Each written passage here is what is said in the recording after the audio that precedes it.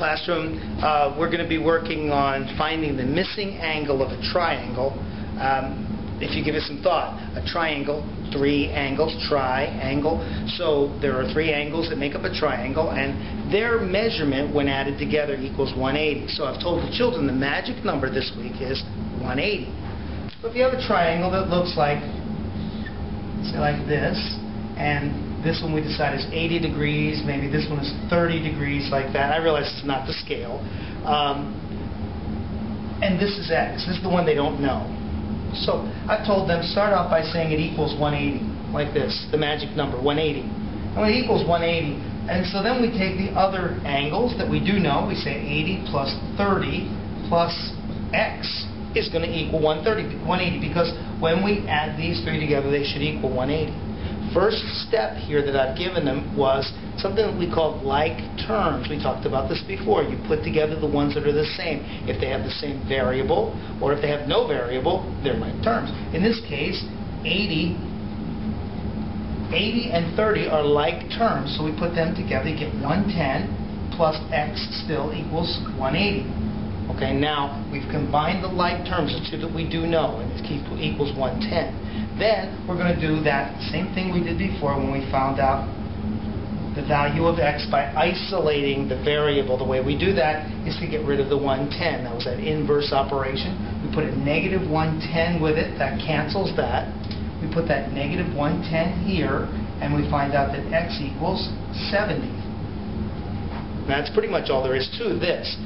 It always has to equal 180. That's the most important thing. And you take the two angles you do know, add them together, subtract that from 180, which is always 180, and that will tell you the missing angle. And that's how to find the interior angles of a triangle. And that's the beginning of our lesson today. Okay, now before I go on to figuring out the exterior angle, I probably need to explain to you about straight lines and angles in the first place. We all know that if an angle goes like this, that's 90 degrees. Pretend for a minute that's a hinge right there. If that hinge continues to open out this way, the angle from here to here now may be about 150. Continuing to open further out this way, maybe it's 170 now. Eventually, that hinge would open out until this basically is just a straight line. And when that happens, it gets up to 180. So a straight line is also 180. That becomes important, okay, because what they're going to be doing when they do an exterior angle of a triangle is they'll have one like this, and it'll say 60 over here, and X right here. Because you see, this one is outside the triangle. They're trying to find out this exterior angle. That's why it's called an exterior angle. It's outside of the triangle.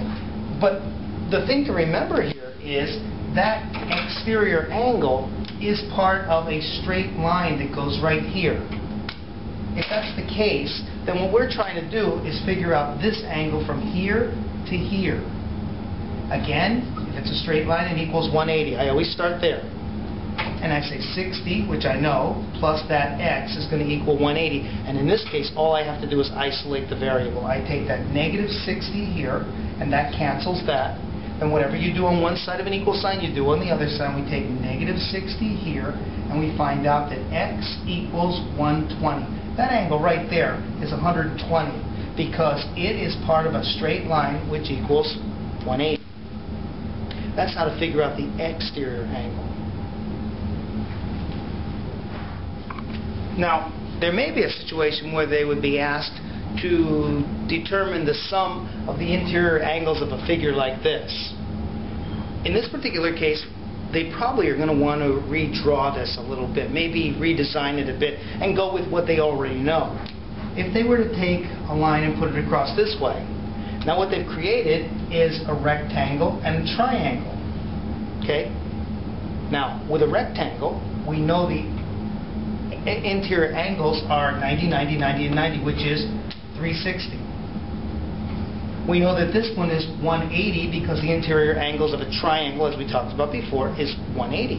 So we would just say 180 plus 360 is 540. and the interior angles, because remember the original didn't have that line in there. Okay, now that's one way this could be done. Another way would be if they take this and break it this way, and then they go ahead and they break it this way. Well, that was great. My failing is art. I'm really not very good at drawing straight lines. That's why I became a math teacher. There. So now what do we got? Well, we've got 3 triangles. We know that their interior angles are 180 each, and if we do that, 180 times 3, again, equals 540. That's a second way. Okay? Now, a third and maybe more complicated way for a child to see this might be if they did this to it, made the line this way, and then realize that's 90 and 90, which is 180. Realize here's 90 right here, and here's 60 right there. Okay? And they can go here, and that's going to be 150.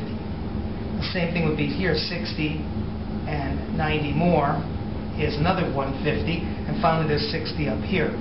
I may have forgotten to mention that you can look at this triangle and see it's an equilateral triangle. An equilateral triangle means that all 3 angles, well actually all 3 sides are exactly the same, but all 3 angles will be 60 as well.